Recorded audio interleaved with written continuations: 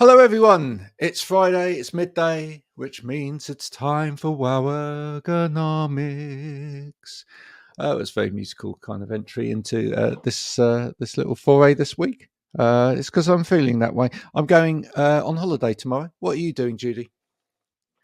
I am going up the country to visit a friend of the family. Oh, there you go. Yeah, yeah, yeah. E- So a good e- drive. Equally exciting. Yeah. Where are you visiting? Can I ask? I'm visiting Is a county called Longford, but I was on the earlier this week. I did stay in a tent in County Kerry, right on the beach. It was beautiful, but it was during a thunderstorm. So I don't know if I've ever been in a tent during a thunderstorm. Like the lightning was Hmm, like extreme. Like, but you know what I felt like? It felt like there was a guy outside with a DSLR using the flash. It was so weird. lovely, lovely, lovely. Um, I'm off to Malta. Oh, Yeah, yeah. I haven't been to Malta before. Hopefully going to be happily surprised by the whole experience.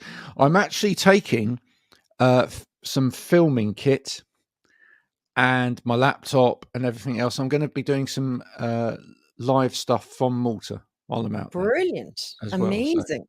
I yeah, went over to Malta during COVID. A friend of mine was producing a TV show for Channel 5, I think it was at the time, and during COVID, filming was still a necessary kind of job kind of thing. So I went over to work on it with her, and so I got to experience Malta during lockdown for 2 months, and it is one of the nicest places I've ever been.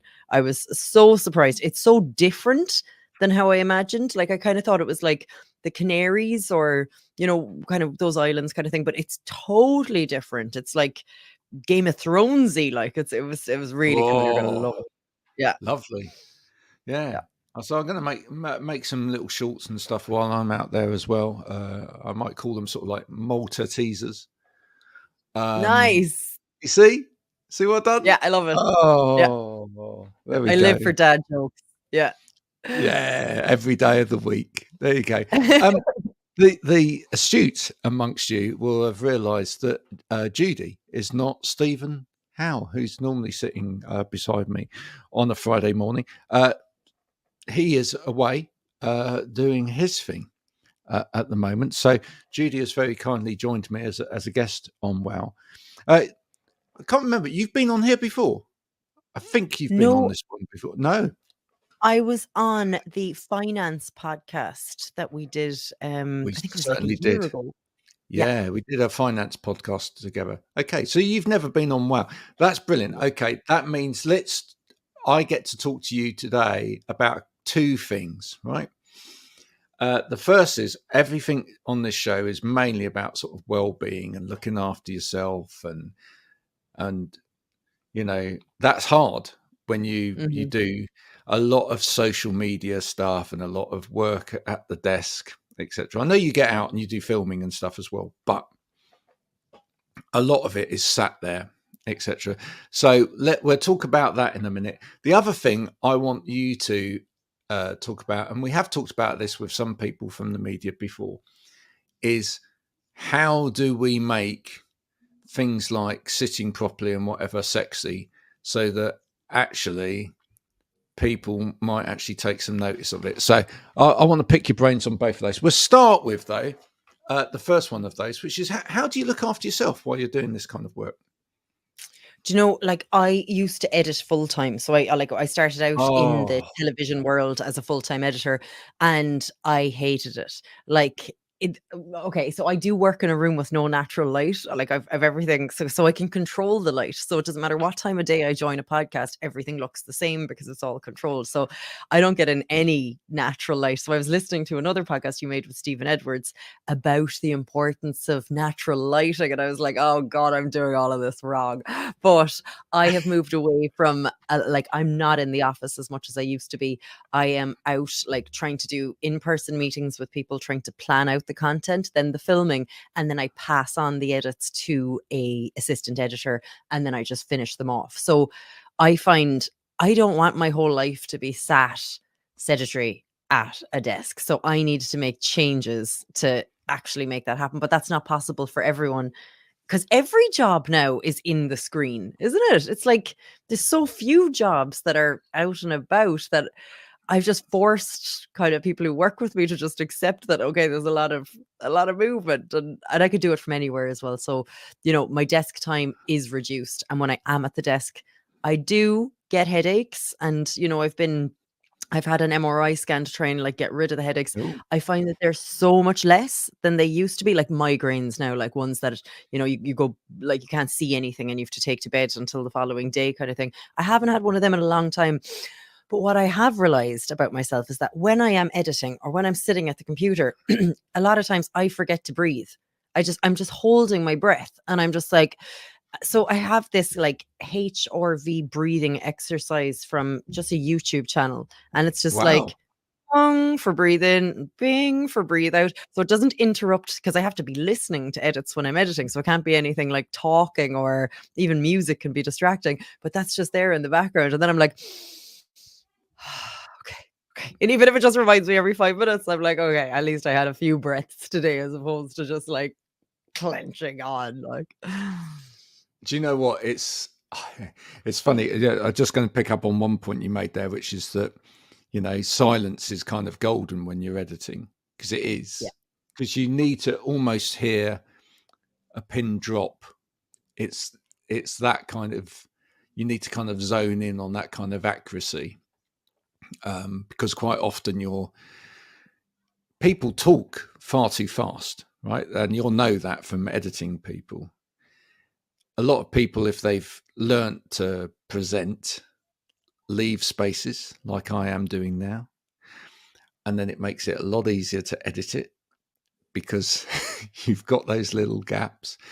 But you then get a guest on, and the guest just talks like this, and it just doesn't, they don't stop, and there's no kind of even breathing or spaces in between what they do, and they're going at this kind of speed, and then you've got to suddenly take that word out and put that word in, and it's like,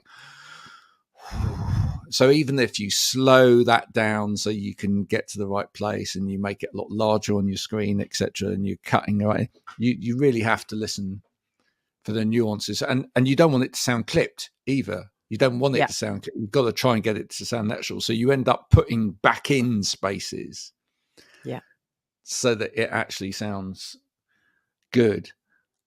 So all of that's really, and that's always been annoying to me, and especially for my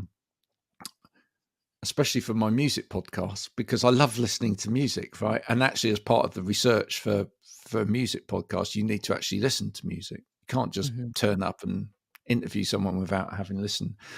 So it kind of creates a dilemma, because you then you're interviewing people about music, then you've got to edit it. You can't listen to any music whilst you're editing, because otherwise it interrupts the flow of the editing. And you just got to find time. So I listen to a lot of music now in bed at night. I tend to have like about an hour or so of just listening to stuff before I go to sleep, because it's like the best time to kind of catch up on stuff. But yeah, the breathing thing's a massive thing, actually, because it does actually impact your posture, and it also impacts the headache thing as well, right? Mm. Yeah. And people don't realize this. Massive thing here. I'm going to give a massive kind of ergonomics tip for a lot of people out there. You're drinking coffee, or you're drinking tea, or you're drinking something with caffeine in it, because you feel you're getting tired. A lot of your tiredness is actually down to your lack of movement and your lack of breathing, because you haven't actually got any oxygen going into your system, right? And actually, if when you like reach for the next cup of coffee, if rather than that you actually like go outside and run around the garden, or run down the path and back for a bit, you actually find that you're much more awake. I totally agree. And like I found this exercise on TikTok where I find everything, and it's not even an exercise. It's like you kind of like put your legs apart and then take down to the floor and just move from side to side between the two. So I force myself to do that 100 times a day, and usually I do it when the kettle is boiling for the coffee. But I have found that, like, even if I do 20 while I'm boiling one kettle, because I really don't do any on purpose exercise. I just like, I'm always doing something, but like it's never going to the gym or anything like that. But just 100 of those a day is brilliant. And I saw recently as well a charity are sending people out a skipping rope and trying to get them to do 100 skips a day to raise some money, but they'll send them the skipping rope for free. And I was like, that is such a good idea. And you don't have to do it in all one go. You can break it up and just do 20 skips. But I think, like, for me anyway, that's you're never going to get me into a gym for an hour a day. But I'd be up for doing things like that if I see the skipping rope, a visual cue, go do 20. And like, I think that's going to help muscle mass and maybe take the strain off this, because we all have this, like, we're all just like hunched over trying to finish what we need to do, not breathing, full of caffeine, just walking anxiety attacks, really, aren't we? The other thing you said there right at the beginning is that you recognise that there was a static part of the job. You didn't particularly enjoy that, so you actually outsourced that, which is great. I mean, one of the problems with all of that is that what ends up happening is that we keep outsourcing work to somebody else, and that's that's great for your business, but it means that person is then sat statically doing all of that and whatever. So from a physiological point of view, we kind of move the problem on. I think last time I spoke to you, you were like talking a little bit as well about AI. AI is kind of helping in some of that. I mean, there are some of these bits and pieces now where AI can actually do some of the grunt work, even with things like editing, not necessarily fine tuned as of yet. I still find some of the AI editing tools, you still need to do a little bit around it in order to finesse it, but they don't do a bad job of like going through a lot of material, finding some of the salient points and actually putting those together. There are ways and means of trying to use computers to do that. There are, yeah, like, but I'd say, like, say you record a podcast and then you wanted to clip out 30-second bits, the best bits for social media, great for that. But like, for example, at the moment, I'm making kind of a 30-minute documentary about kidney disease, specifically for people in a hospital who are going through kidney disease. But we've interviewed like 5 different people who are using different forms of dialysis. And, I'm interviewing them with 2 cameras, then I'm getting shots of them kind of doing their day-to-day stuff around the house, them setting up the machine, like all this stuff. So like, there's no there we're still not at the time that the computer can take all of that footage and bring something together. Like, it's still okay, it will synchronize the 2 camera shots. It won't be able to recognize what's in the additional shots to overlay them on top of, say she's talking about, I still like to drink coffee, I've shots of her making coffee. Like, it's not going to be able to put those together yet, and it's not going to be able to, well, I can transcribe it. I can export the transcript. I can put the transcript into ChatGPT and say, choose like the most important parts of this based on the filming plan. And it might spit out some stuff, but then I'm still trying to find it on the time code. And I'm like, do you know what? I'm still doing the same style of editing as I did 15, 20 years ago for the professional documentary style or television style stuff, unfortunately. But that's due to change too, I imagine. I think it's beginning to get there. I mean, I use transcripts quite a lot now, and I think I think there's bits of the process that can be sped up with AI. Yeah. So I think if you can do things like with the right kind of prompting, if you can take things like the transcript of, say you've got 5 hours worth of film, if you can take the transcript of that and tell it to search for, especially if you can remember like some key moments, search for when someone said this, and then like tell me where the timestamp is for that within that, and okay, well, that saved me looking for it then. It's getting there, You have Yeah, you have to know what you're wanting still, and you need to do a lot of the work around it to actually then get that there. And I don't think it's cheating either. That's the other thing. I think actually good creative people will use these tools to just become even better at creating. What do definitely. you think on that? Yeah, oh, definitely. Like I'm obsessed with all of these tools. I think that they're brilliant. Like, and I love using them. Like one tool that I especially am enjoying at the moment is the Captions app. So you're probably familiar with it, Graham. It's like, what it's known for is you finish your video, you put it into the Captions app, and it applies those cool subtitles that you're kind of familiar with seeing on TikTok, like the nicest looking ones with, say, purple writing, yellow border, and it kind of puts it over. But not only does it do that, it also, if you're reading from a script, like off to the left of the camera, it will correct your eye line and make it look like you're looking directly into the lens. It will also take keywords that you have. So, say I'm talking about tripods, then it will find a free image on the internet of a tripod and overlay that on top of it. So, like, a lot of people are using it at the moment for subtitles. But if you're making talking videos, like you talking about one topic that you're really familiar with for 1 minute, you can finish that really, really well in the Captions app and make it look really, really cool. So that is amazing. But that's not really where I get my bread and butter from. Like, I do that kind of as a sidebar for my marketing my own stuff, but I don't really make videos for people like that. I'm still making the kind of longer documentary style kind of videos for people. So, it's, yeah, Yeah. hopefully I'll be more ready when that comes more available. Yeah. Well, I just think it's, I think any of us that are involved in these things just have to keep up to date with everything. Yeah. You know, Totally. and you've got to have the old skills as well. It's almost like there's too much to learn. I actually use Descript for that. Oh, yeah, yeah, That's the that's same thing. brilliant. Yeah. Yeah, it has the same sort of things. It has a green screen and the eye correction, and it's always things like that remind me of Max Headroom. You're I don't probably know too who young to actually is. remember Max Headroom. Thank We'll you. go and look it up afterwards. People that are old enough to remember will remember who I'm talking about. It was a computer generated newsreader that we had early in the 80s. But there we go.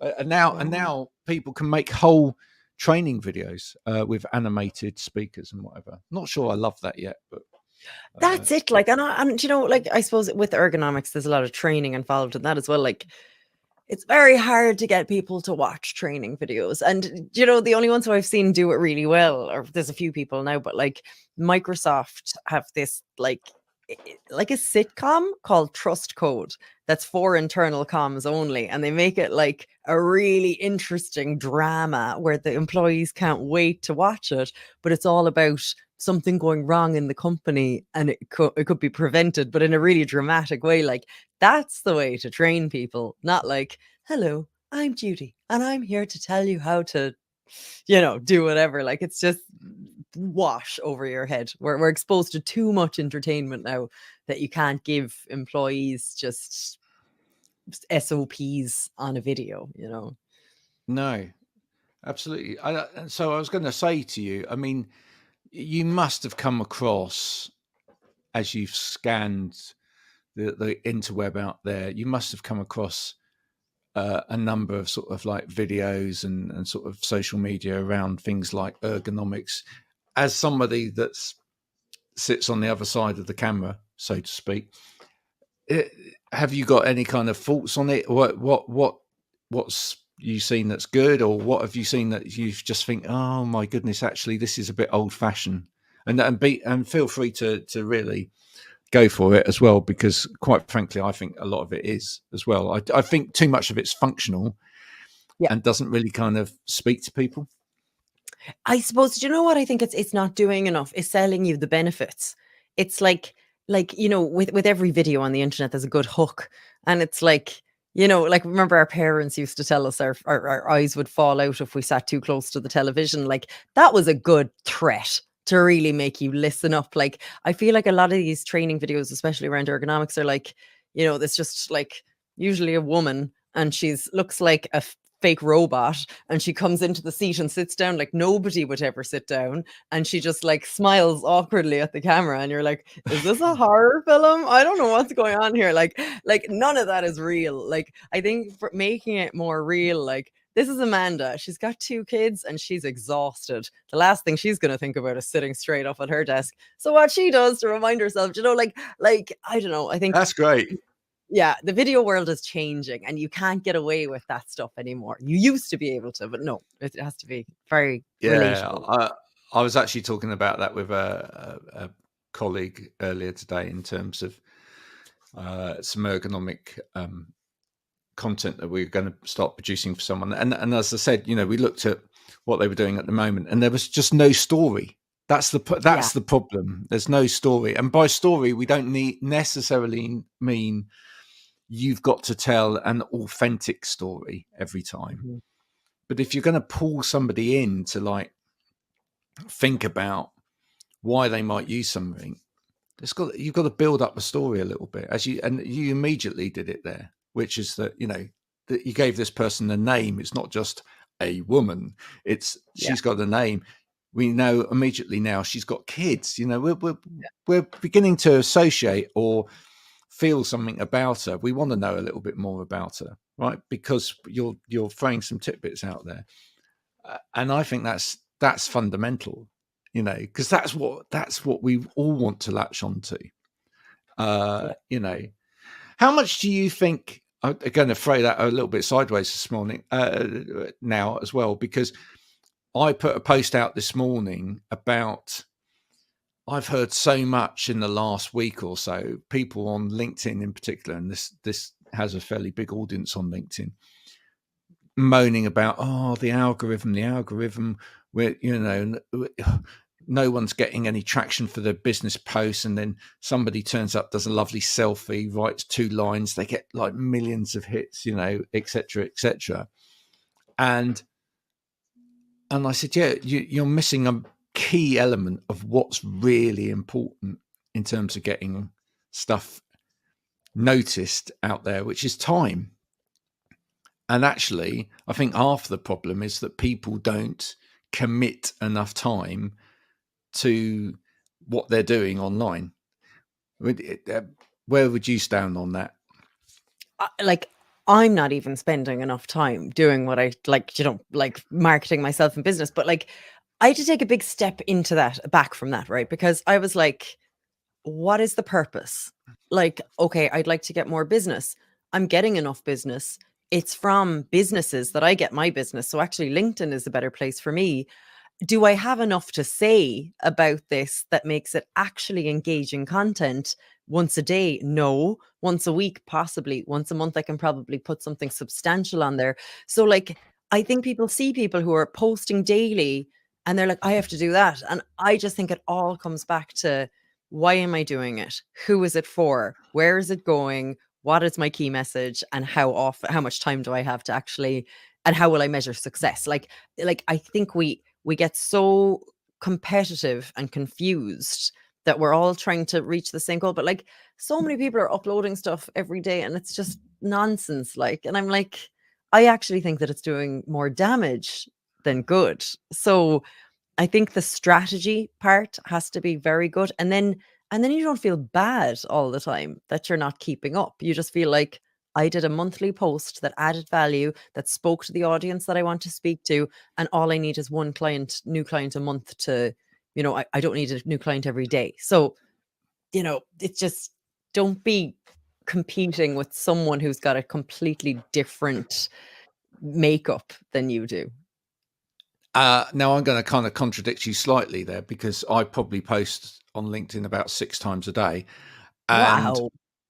And yeah, I post out a phenomenal amount of content and make a phenomenal amount of content as well as That text, Graham, like not video, because I'm probably speaking only about in terms of videos, and that's maybe where we're different. Like, you're putting up text posts, is it? No, All video. text, video. I do my poll every morning. I've done my poll every morning for the last 4 years or whatever. So yeah, it's all quite a lot of different types of stuff. However, that to me, that is something I enjoy, and it's kind of part of me and my personality anyway. If I didn't get this stuff out there, I'd go mad, right? So, some people write a book or write lots of songs, Yeah. right? I know songwriters that write a song a day, right? I create content a day, and I just do it. So, but that's my business as well. Okay. So I think if it's your business, it's very different. And it's another thing that I was saying to people as well. You're trying to put yourself, it's one of the problems I have with like a lot of platform gurus is that you cannot replicate a platform guru. You cannot replicate somebody who's making their money out of social media, because we can literally turn up and write about anything to do with anything, and we will get traction on it. Because that's what we're spending our time doing, and because that is anything is our business. Your business is about this. It's about a niche over there, etc. So you can't turn up and talk about hairbrushes or how long the spines are on a porcupine. You can't, because it has no relevance whatsoever to your business. And so it's a completely different ball game. But the time bit that I was talking about, quite interestingly, is I was just saying that actually a lot of people don't give the time to they don't give the time to actually building relationships. And I think that's the more important part of it. Actually, as you say, put one piece of content out there each month, which is valuable, whatever, but then spend the rest of the time building a network, building, contacts on the platform, comment on other people's stuff. That's the bit that's important. That's the bit that people should spend the time doing. Yeah. I think that's great. And do you know what, like out of all of the social medias that I open, LinkedIn is definitely my favorite one. It's good news. It's safe. I learn something. I actually I just know that I'm going to be happy there. If I go on to X, I'm like, I don't know how I'm going to feel in 15 minutes. Anything could pull me into a rabbit hole of destruction. I don't know what's going to happen. But it's the platforms. I missed a point there now that I was going to say something about what you were saying. But gone from me. And we've run out of time. But Judy, look at that. It's been an absolute pleasure having you come and visit us again today. Thank you so much for taking part. I will make sure, do send me a photo of your work setup, and I'll make sure that Stephen actually sends you some kit to help you stay as ergonomic as possible in your work going forward. That would be marvelous, folks. Hope you've enjoyed Wow Ergonomics. We're keeping them a little bit shorter during the summer months because you've got kids to go and attend to now. Go and feed them, or do whatever it is that you need to with them. Take them out to the park, get some exercise. It's good for you. It's good, it's good for your back and all of that. Until next time,